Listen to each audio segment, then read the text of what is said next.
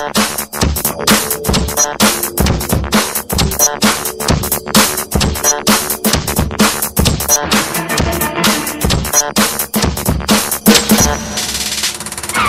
¿qué tal?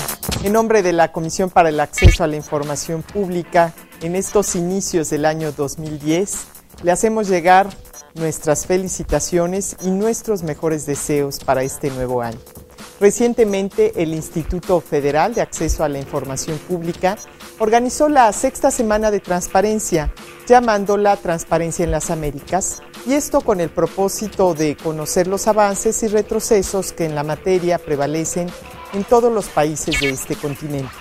Para todos ustedes, el día de hoy hemos traído entrevistas exclusivas con algunos de los principales ponentes a fin de conocer sus experiencias en la materia y además las aportaciones que enriquecen el debate. Le invitamos a quedarse en este programa de la Comisión para el Acceso a la Información Pública. Bienvenidos a Sociedad Transparente. La presidenta del Instituto Federal de Acceso a la Información Pública, Jacqueline Pechard, en el marco de la Semana de Transparencia del IFAI, explicó que el objetivo de este encuentro fue crear un espacio para el análisis comparado de las fortalezas y las debilidades de los países de América Latina en lo referente a transparencia, acceso a la información y, desde luego, en su contraparte, la protección de datos personales en los registros públicos. En este contexto, explicó la posición que ocupa México en la materia.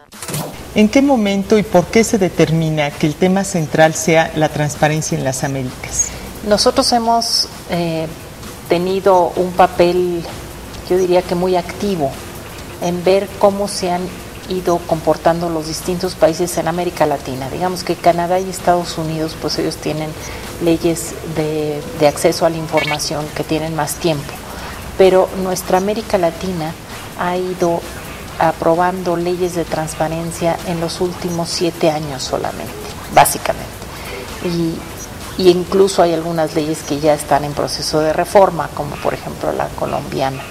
Pero lo que yo diría es que viendo este proceso de cómo en el mismo plazo que en México entramos a tener no solo una ley federal de transparencia, sino leyes en los estados, igualmente en todo el continente se fue viendo cómo se sumaban distintos países al tema del acceso a la información y de la garantía de este ejercicio de un derecho, como decía Catalina Otero, de un derecho humano fundamental, ¿no? Ustedes han tenido permanentemente oportunidad de conocer otros casos y de vivir intensamente el caso México. ¿Cómo podríamos ubicar a nuestro país en este contexto internacional? ¿En dónde está México y qué es lo que viene una vez que, tenemos ya consolidados los órganos garantes en todo el país? Prácticamente las leyes están en marcha, la mayor parte ya se han actualizado y tenemos también muchos desafíos frente a nosotros. Sí, yo diría que comparativamente el modelo mexicano es un modelo que pasa muy bien la prueba.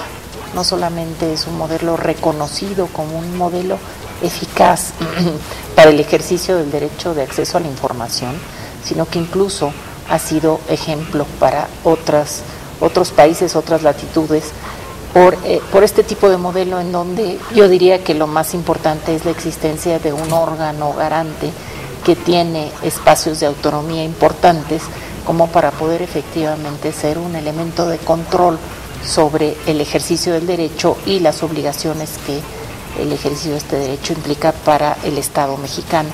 Entonces yo diría que en el plano internacional estamos bien evaluados, pero eso mismo quizá nos obliga a ser mucho más rigurosos o más exigentes en cuanto a las consecuencias del ejercicio de este derecho. Entonces tenemos buenas normas, todavía nos falta que esto se traduzca en, como hoy decía el senador Arturo Núñez, en una verdadera cultura política de la transparencia, ¿no? En algo ya internalizado, que forma parte como de la vida diaria, que no hay necesidad de que algún ciudadano nos obligue a dar la información, sino que las cosas que son importantes se dan a conocer porque esto es un patrimonio de la sociedad y no del gobierno, ¿no? Claro.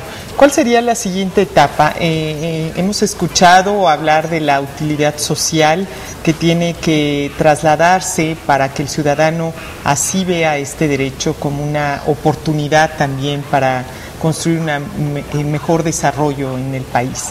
En este momento, ¿cuál sería el siguiente paso que debemos dar? Por un lado, los ciudadanos, por otro lado, los servidores públicos y quienes estamos involucrados e inmersos en el tema del derecho de acceso. Sí, sin duda alguna, el derecho de acceso a la información se ha ido socializando en nuestro país, pero si nosotros vemos, por ejemplo, en cuanto a género, qué proporción de mujeres son las que utilizan el acceso a la información respecto de los hombres, veremos que ahí sigue habiendo una brecha importante, ¿no? Solo un 34% de las solicitudes son hechas por mujeres. Es cierto que a medida que se baja en la edad, digamos, las mujeres más jóvenes son las mujeres que ejercitan más su derecho, y ahí pues está la gran esperanza, ¿no? Pero yo diría, viendo esto así, lo importante sería que nosotros pudiéramos ampliar no solamente el conocimiento del ejercicio del derecho, porque no todos podemos estar haciendo solicitudes de información, pero sí todos debemos de tener muy claro que en el momento en que requiramos una información podemos hacerlo de una forma expedita, rápida, etcétera.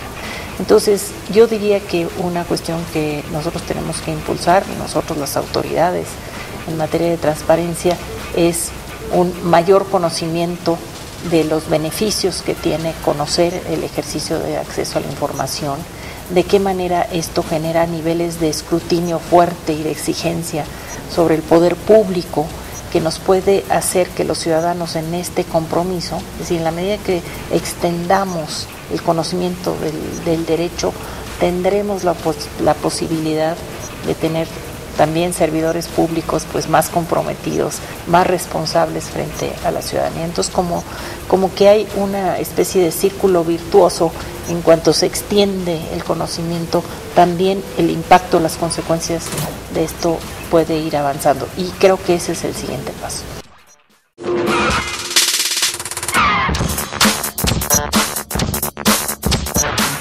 En su oportunidad, Frank La Rue, relator especial para la promoción del derecho a la libertad de opinión y expresión de la Organización de Naciones Unidas, expresó que cuando uno piensa en la libertad de opinión, implica que uno tiene el derecho de construir esa opinión, y desarrollar opinión y construir opinión implica tener acceso a la información para hacerlo. Bueno, las leyes de acceso a la información en general en América Latina son relativamente recientes, y en el mundo también.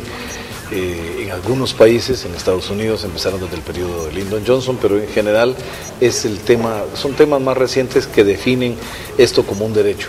Y hay que decirlo, que la jurisprudencia de la Corte Interamericana de Derechos Humanos es lo más avanzado que hay en este tema.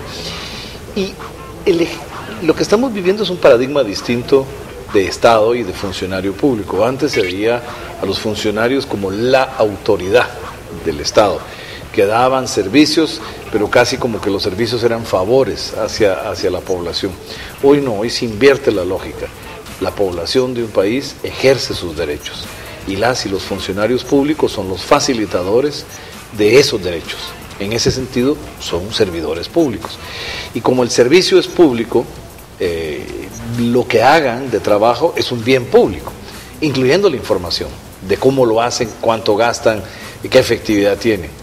Entonces, todo eso va llevando a un mayor nivel de transparencia. Yo siempre digo que hoy en día el que quiere llevar una carrera política como servidor público debe entender de que la función pública va con el escrutinio público de la población, y el escrutinio público va con la crítica pública, la posibilidad de criticar. Pero ese escrutinio público tiene que estar basado en el acceso a la información. Y ahí es donde la información, en términos generales, toda la información del actuar público, del accionar público, de los recursos públicos, debe ser liberada, con pequeñas excepciones que también debemos de calificar. Yo creo también que la transparencia y el acceso a la información es el elemento fundamental de la democracia, porque además fortalece la participación ciudadana y el conocimiento de la ciudadanía. Y en ese sentido, el acceso pleno a la información fortalece a los países democráticos y no los debilita. En el tema de seguridad nacional, por ejemplo, en el combate al terrorismo o al crimen organizado que tanto se menciona hoy, efectivamente el